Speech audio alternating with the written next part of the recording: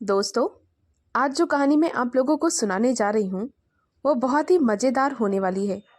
इसीलिए आपसे अनुरोध है कि कहानी को अंत तक ज़रूर सुनें। और कहानी को सुनने से पहले अगर आप मेरे चैनल पर नए हैं तो प्लीज़ मेरे चैनल को सब्सक्राइब करें, वीडियो को लाइक और शेयर करें। तो आइए कहानी को सुनते हैं। चंदनपुर गांव में बिरजू नाम का एक कुम्हार अपनी पत्नी और 2 बच्चों के साथ रहता था। बिरजू और उसकी पत्नी दोनों मिलजुल कर मिट्टी के बर्तन बनाते थे और फिर उन्हें बाजार में बेचते थे। उन्हें अच्छे खासे रुपए मिलते थे। बिरजू का परिवार बड़ा हंसी खुशी जीवन व्यतीत करता था। परंतु कहते हैं ना कि खुशियों को जल्दी ही नजर लग जाती है। एक बार बिरजू की पत्नी यूं बीमार हुई कि 4-5 दिन तक बिस्तर से उठी नहीं और फिर एक दिन उसकी मृत्यु हो गई। उसकी पत्नी की मृत्यु के बाद तो बिरजू की दुनिया ही उजड़ गई। अब बिरजू बड़ा गुमसुम सा रहने लगा। ना तो वो किसी से ज्यादा बात करता और ना ही अपने बच्चों की ओर ध्यान देता। सभी लोग बड़ा परेशान रहते थे। बिरजू के रिश्तेदार उससे कहते कि वह दूसरा विवाह कर ले ताकि बच्चों को मां मिल जाएगी। परंतु बिरजू ऐसा था कि वह दूसरा विवाह करने को राजी न हुआ।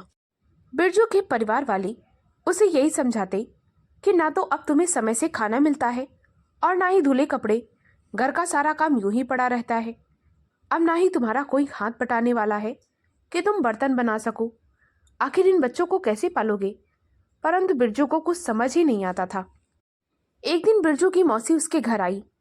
वह कहने लगी, बिरजू बेटा, तू ऐसा कर, विवाह ना कर तो ना सही, परंतु एक नौकरानी तो रख ले। कम से कम वह घर के सारे काम तो करेगी, बच्चों की देखभाल तो करेगी। और वैसे भी मेरी नज़र में एक नौकरानी है जिसका नाम है भानुमति। भानुमति घर का सारा काम बड़ी ही कुशलता से कर लेगी। बिरजू नौकरानी रखने के लिए राजी हो गया। बिरजू की मौसी ने भानुमति को उसके घर काम पर रखवा दिया। भानुमति घर की साफ सफाई, पशुओं का भोजन, कपड़े, बर्तन आदि संभालने में निपुण थी। वह बच्चों की भी देखभाल करती थी। परंतु उसकी एक आदत यह थी कि वह बहुत चटोरी थी। रसोई में जाकर कुछ न कुछ चुरा कर खाने की उसकी आदत थी। बिरजू ने कई बार उसे इस तरह करते हुए देखा कि वह रसोई से कुछ न कुछ चुपके से निकाल कर खा रही। बिरजू ने उसे कई बार मना किया, परंतु वह हमेशा झूठ बोलकर बच निकलती। अंत में तंग आकर एक दिन बिरजू ने कहा, सुनो भानुमति, अगर मैंने तुम्हें दोबारा कुछ चुरा कर खाते हुए देख लिया तो मैं तुम्हें नौकरी से निकाल दूंगा। अब नौकरी जाने के डर से भानुमति ने अपनी आदत पर लगाम लगा ली थी। अब वह चुपके से बहुत कम खाती थी। एक दिन की बात है, बिरजू बाजार गया हुआ था। वह वहां से बहुत ही अच्छी नस्ल का आम लेकर आया था। बिरजू ने वह आम भानुमति को देते हुए कहा, सुनो, तुम इसका छिलका उतार कर इसे काट दो। मेरा दोस्त आ रहा है, उसका नाम अनंत है। हम दोनों दोस्त आम मजे से खाएंगे। उसे भी आम बहुत पसंद है। अब क्या, भानुमति को भी आम बहुत पसंद थे। मन को लाख समझाने के बावजूद भी वह रुक ना सकी। आम के टुकड़े करते करते पूरा आम कब खत्म हो गया उसे पता ना चला। इतने पर बाहर से बिरजू की आवाज आई, भानुमति, जरा आम काट कर तो लिया, अनंत आता ही होगा। अब तो भानुमति की आंखों के आगे अंधेरा सा छा गया। उसे नौकरी जाने की चिंता होने लगी। तभी अचानक से उसे एक तरकीब सूझी। वह चाकू लेकर बिरजू के पास गई और कहने लगी, मालिक, चाकू की धार बना दो, क्योंकि इसमें धार नहीं है, इसीलिए पतला छिकला नहीं उतरेगा और इससे काटूंगी तो आम भी चला जाएगा। बिरजू चाकू की धार बनाने लगा। उतनी ही देर में बिरजू का मित्र अनंत दरवाजे पर आ गया।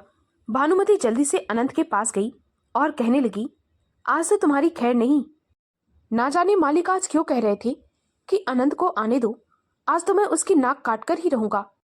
अनंत एकदम से घबरा गया। उसने दरवाजे के अंदर झांक कर देखा तो सचमुच में बिरजू बढ़िया गुनगुनाते हुए चाकू की धार बना रहा था। अनंत वहां से अपने सिर पर पैर रखकर भागा। अब भानुमति जल्दी से बिरजू के पास गई और कहने लगी, मालिक, मालिक, आपका दोस्त अनंत तो आम छीनकर भाग गया। बिरजू ने जैसे ही यह सुना तो वह चाकू हाथ में लिए अनंत के पीछे तेजी से भागा। बिरजू को देखकर अनंत और तेजी से भागने लगा। इधर बिरजू पीछे से चिल्ला रहा था, रुक जा भाई, कम से कम आधा तो काट कर देते जा। अनंत को यह लगा कि बिरजू आधी कटी नाक मांग रहा है। वह और तेजी से भागा।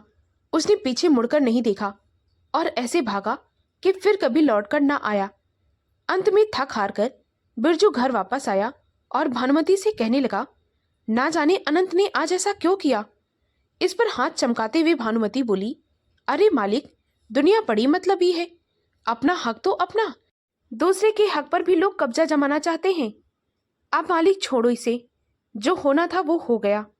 कल आप दूसरा आम लेकर आना, मैं उसका अच्छे से छिलका उतार कर काट कर आपको परोसूंगी। इस तरह कैसे तैसे भानुमति ने अपनी जान बचा ली थी। दोस्तों, ये कहानी यहीं पर ख़त्म होती है। अगर कहानी आपको अच्छी लगी हो तो प्लीज़ वीडियो को लाइक और शेयर करें। मुझे ज़्यादा से ज़्यादा सपोर्ट करें ताकि मैं आप लोगों के लिए और भी अच्छी अच्छी कहानियाँ ला सकूं। कहानी को पूरा सुनने के लिए बहुत बहुत धन्यवाद।